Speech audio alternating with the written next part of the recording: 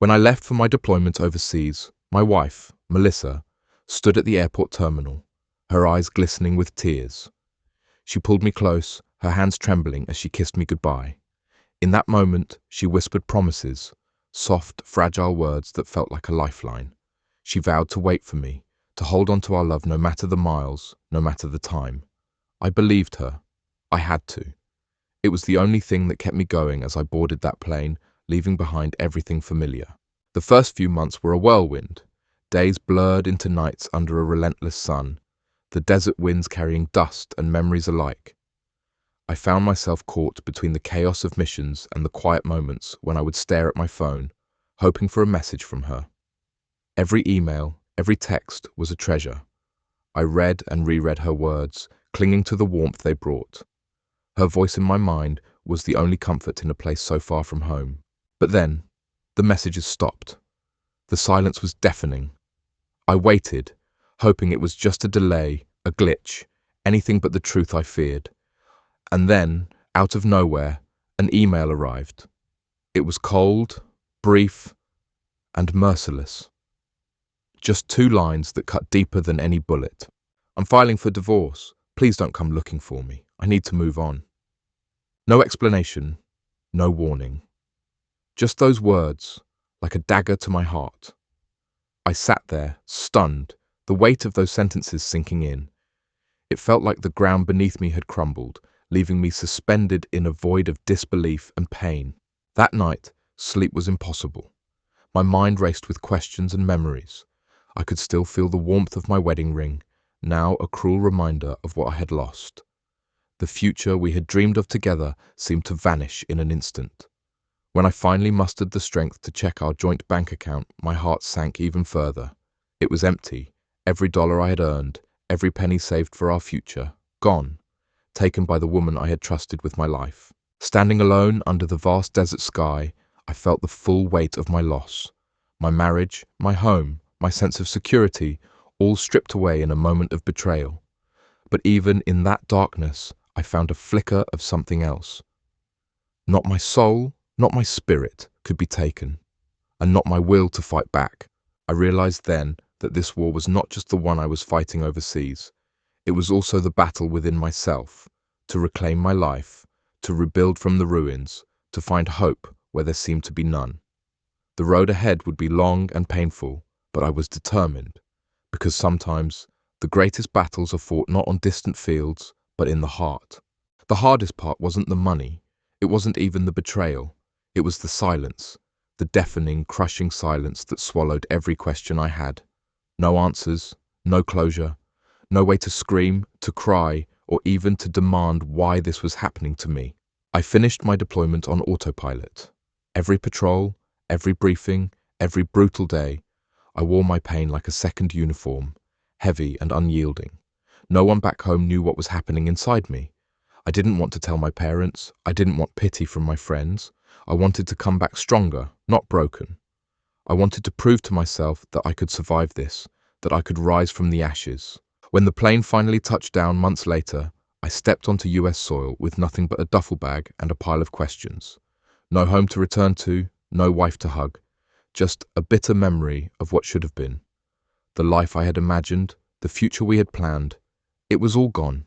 I rented a tiny apartment above a garage, a place so small it felt like a cage, but it was mine.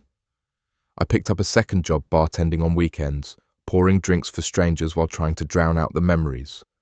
I cut expenses to the bone, living on the bare minimum, determined to make every dollar count. Every night, staring at the cracked ceiling, I made myself a promise. She may have emptied our account, but she would not empty my life. She took my money, but she would not take my future. Little by little, I started to rebuild. Savings account, $20 at a time. New friends built from honesty, not illusions. Strength, forged in fire, not given by anyone else. I even enrolled in night school, something I had always dreamed about, but kept putting off for someday. That someday was now. Melissa's betrayal wasn't the end of me. It was the beginning of a man who refused to stay down.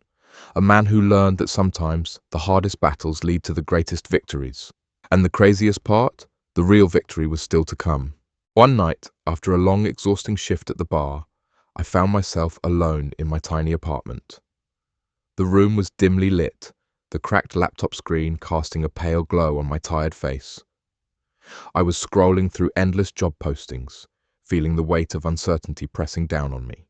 Then, almost by accident, I stumbled onto something that felt like a lifeline, a veterans small business grant program. At first it seemed impossible. I barely had the time or resources to even think about starting something new. But there was one thing no one could ever take from me: determination, that quiet, stubborn fire inside that refused to be extinguished. Over the next year, I poured every spare second into building something of my own. I started a small home repair company, just me, an old pickup truck, and a toolbox full of hope. The jobs were small at first, fixing fences, patching roofs, unclogging gutters, but each one was a step forward. Word began to spread. People respected honesty, hard work, and someone who showed up when they said they would. By the second year, I had 2 trucks. By the third, 6 employees. And by the fourth, I wasn't just surviving anymore. I was thriving. Along the way, something unexpected happened. I met Claire. Claire wasn't like Melissa. She didn't care about flashy things or empty promises. She cared about character, the way I treated people, the way I honored my word. She saw the man I had fought so hard to become, not the broken one left behind. One evening, sitting on the tailgate of my truck under a sky full of stars, Claire asked me about my past, about Melissa, about the divorce, about losing everything. And for the first time, I didn't feel anger when telling the story. I felt pride. Because Melissa's betrayal didn't destroy me. It revealed me. It refined me. I wasn't the man who needed saving anymore. I was the man who saved himself. It was a quiet Sunday morning when it happened. I was sitting at my desk, surrounded by stacks of invoices and paperwork for my growing company. The soft hum of the city outside was a stark contrast to the storm brewing inside me.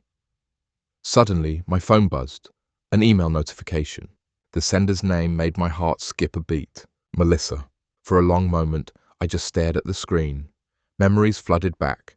The war zone, the gut-wrenching goodbye, the cold finality of that 2-line email, the empty bank account. The pain was raw, but so was the distance I had traveled since then. I almost deleted it. Almost.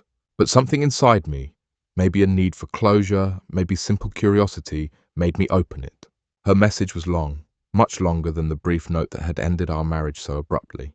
She wrote about regrets that had haunted her, about the loneliness she felt in the life she had chosen, about realizing, too late, what she had truly lost.